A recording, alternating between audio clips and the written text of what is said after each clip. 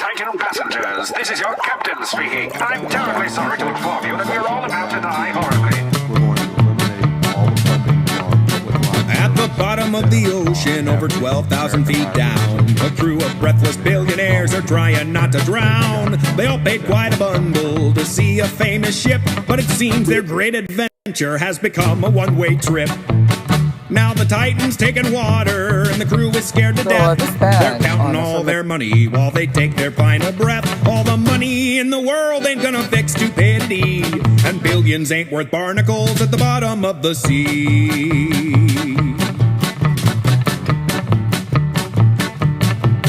With a thirst for high adventure and a wad of cash in hand, they crammed onto a submarine and bid goodbye to land. But there was something fishy about the voyage from the start. The captain steered the vessel with old video game parts. Now the Titan's taking water.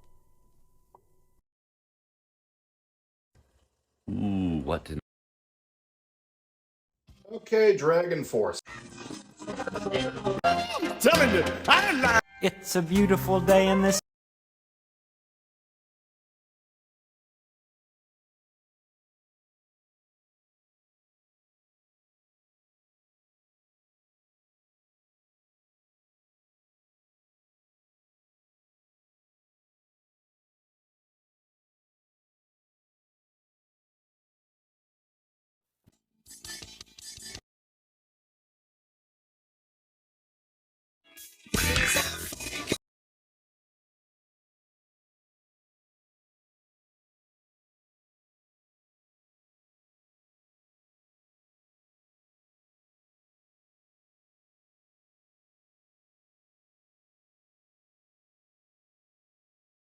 You're confused because you think I'm saying something that I'm not. Well, tell me what you're saying. What I'm telling you, I'm being very clear. You cannot say you are pro-life when you vote against prenatal care for the mother. You cannot say you are pro-life when you vote against Head Start. Right. You cannot say you are pro-life when you do not want to expand Medicaid to keep hospitals open. You cannot say you are pro-life when you have OBGYNs who are not available in your state. You cannot say you are pro-life when you have black women who are dying at a higher rate during childbirth and you do nothing public policy-wise to fix it. You cannot say you are pro-life if you allow infant mortality rates to be sky high in areas where there are black and brown people. What that tells me is you are anti-abortion. You are not pro-life. Right. Because if you are pro-life, you care about the child in the womb and when the child is out. And if you are pro-life, you are standing there with black folks when their kids are killed.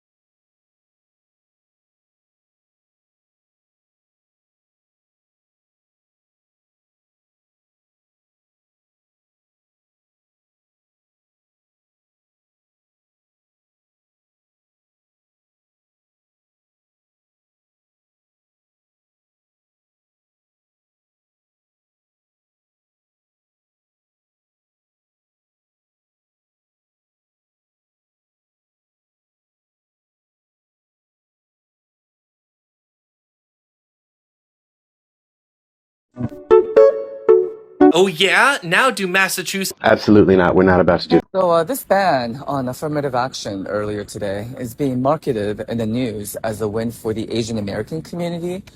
And I'm not quite sure about that.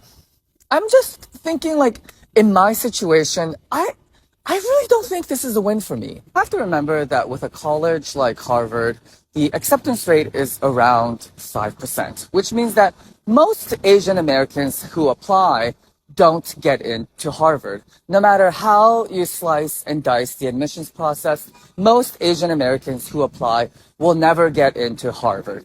Even if Harvard decided to reserve every single one of their spots to an Asian American person, even then, an Asian American who applies will most likely not get in. But up until now, if you didn't get into one of these Ivy League schools, you could have at least blamed it on affirmative action. You could be like, Mom, it wasn't my fault. It was affirmative action. My race held me